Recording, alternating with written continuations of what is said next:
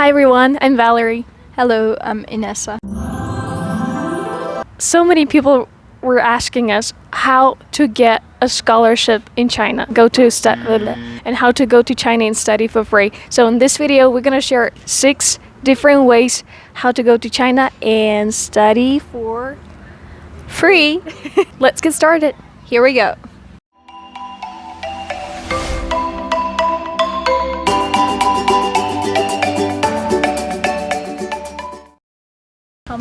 So the most common scholarship is Chinese Government Scholarship, also known as CSC. Yeah, CSC. So how to apply for that scholarship? So this scholarship can be full and it can be a partial as well. The full scholarship covers tuition fee, accommodation, and they also give you living Allowance. living allowance. Every month. Every single month. So if you're a bachelor student, they give you 2,500 RMB. If you're a master student, they give you 3,000 RMB. And if you're a doctoral student, they give you 3,500 RMB. Yeah. And so what is the process? The first step, you need to choose maximum 3 universities. Maximum 3 universities that you can check this website to choose the universities. Inessa, do you have any tips how to choose the universities? Yeah, so I would suggest you choose the university a bit wisely. So first, take into account what you want to study. So if you want to study an engineering degree, we wouldn't recommend you to go to a Shifan Daxue. Basically in China they are called normal universities and they are like for teachers. If you want to study engineering, go to a technical university. If you want to study languages or philology or something related, you better go to those normal universities. If you want to study economics, then go to universities that teach economics and are known for it. Yeah, and I would also recommend you guys to check a quantity of foreign students that they have. Yeah, you can find this information on this website as well. So if the university has less than, let's say, 500 students, foreign students, and then you have a higher chance to get a scholarship. There is also one thing I would like to mention for choosing the university. Choose the city. So if you want to live in a historical city, you better check the ones that are historical. Maybe like you want to live in Xi'an or Beijing.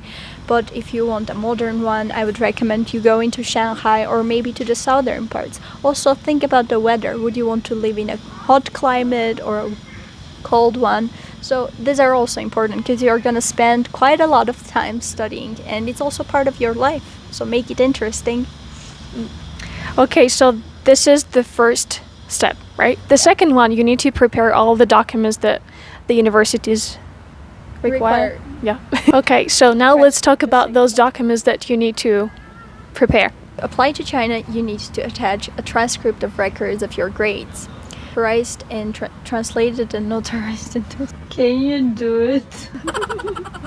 If you already got your diploma, you need to translate it into English or Chinese and then notarize it and attach it to your documents. But if you didn't, you only need to attach your transcript of records. You also need to prepare a physical examination, and some students can hardly find this document on Google, and so we're just gonna share with you and share the link that you can download the document. Also, with the physical examination report, you also need an HIV test. That's interesting because usually other countries don't want such tests. Yeah. Also, currently you need to attach a non-criminal record, which you will get in your local government institution. Like for Armenia, I think there was like a certain place that you could get, but for every country it might be different. So please check with your local government institutions where you can get it. You also need 2 recommendation letters from your, not just teachers, but professors. Yeah, they need to have a higher degree, right? Not necessarily. No. Okay, then just two recommendation letters from your teachers. And if you have HSK or TOEFL or IELTS scores, you better attach them because this will give more value to your application. And you also need to download application forms from all of those universities that you've chosen. So if there are 3 universities, you need to prepare 3 packages of these documents, an application form of those universities. Some universities also ask for a reference from the university, which will state your future graduation dates and the fact that you're a current student. Yeah.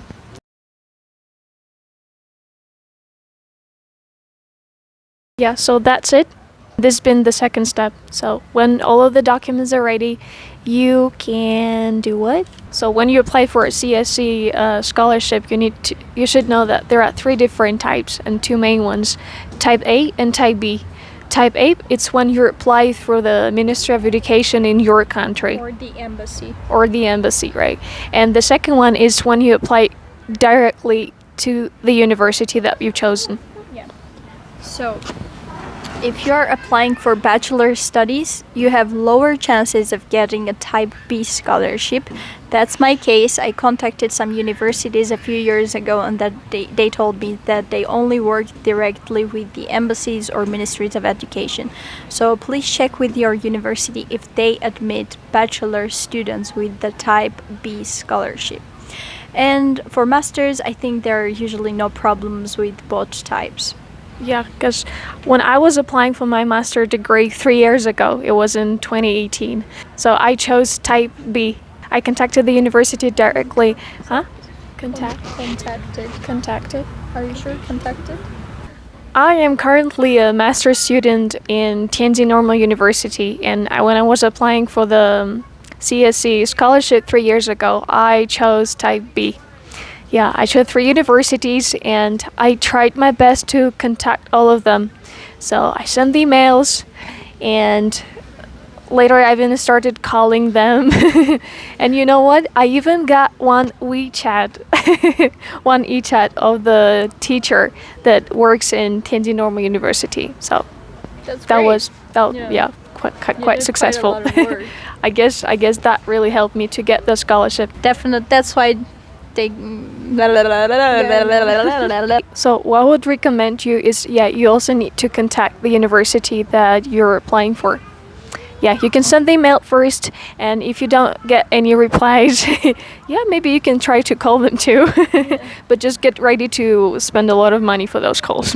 Or if you have Chinese friends, ask them to call for you and get the WeChat contacts. Yeah. So if you're applying for the CSC scholarships, you don't really need to speak Chinese. If you don't, then you can apply for a year or 2 years of language studies. But I guess only bachelor degree, right? Both, actually, Both? for And masters, masters too? yes. And actually, even for PhD, you can do that. Yeah. That's good. So if you want to do your degree studies in English, you also have this chance with CSC. You just need to check with the university if they offer the certain degree in English. But of course, you will have higher chances of getting the scholarships if you apply for the Chinese language one. And by the way, I forgot to mention that if you apply for 3 different universities, you need to fill the application for 3 times with 3 different emails. So I guess that's it about the Chinese government scholarship. Now we're gonna share the second way to get a scholarship, and that is Confucius Institute scholarship. And Inessa is professional at that one. So there are few types of Confucius Institute scholarships. One is like 2-month language course. Usually it's during the summers or winter holidays. I guess you need to tell the first requirement that you have to study. Okay, yeah. I will start. So to apply for the Confucius Institute scholarships, first you need to be a Confucius Institute student in your country, or maybe if you're living somewhere else, then there. At least half a year, right? Yeah, for at least half a year.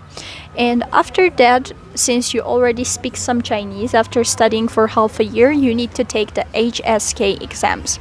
So it depends to what... Which one? HSK 3, 4? No, like I'm saying, it depends. Yeah.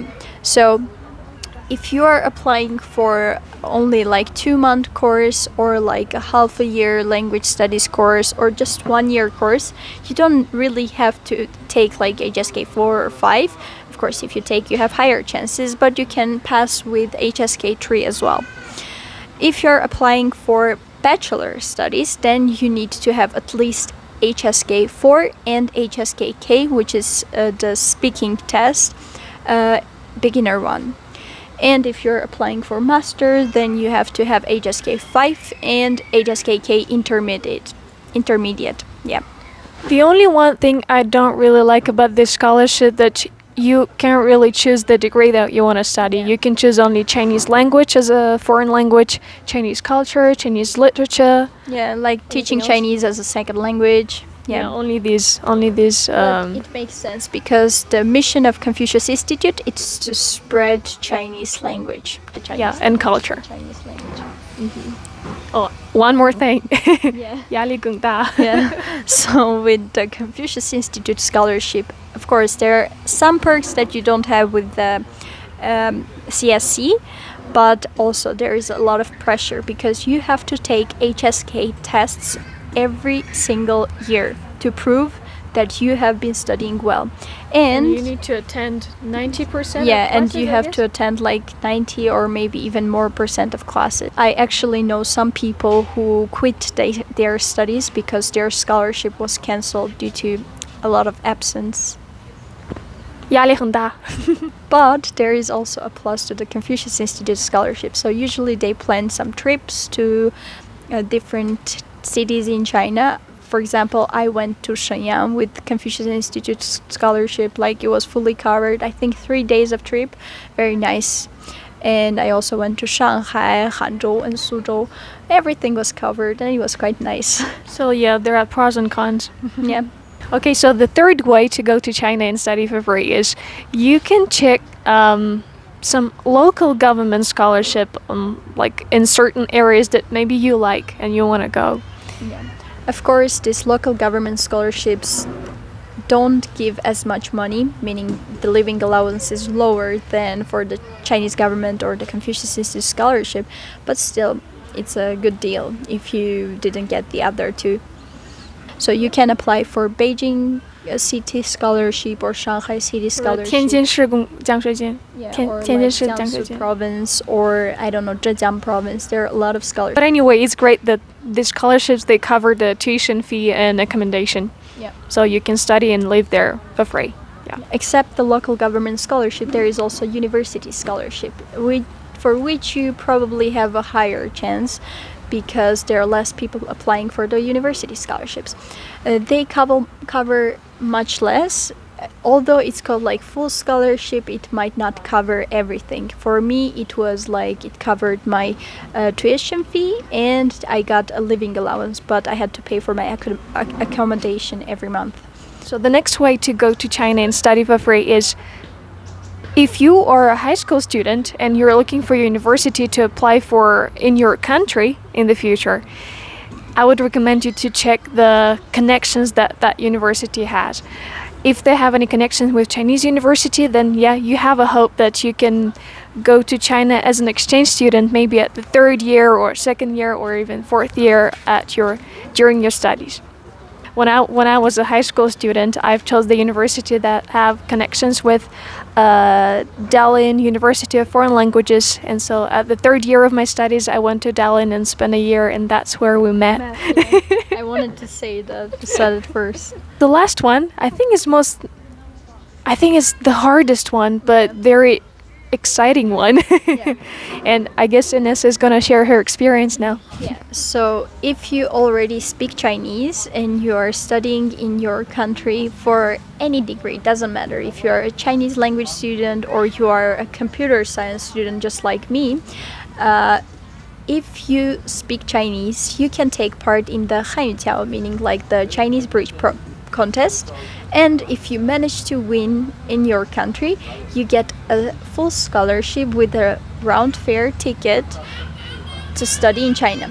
But this is usually only for Chinese language teaching courses. So you can apply to any university in China and get a full scholarship. Yeah. Could you tell us like who can take part in this competition? Yeah. Chinese bridge? Yeah, to take part in the Chinese bridge competition, you need to be a student outside of China. So if you're studying in your home country or you're studying abroad but not in China, then you have the chances of applying for this competition.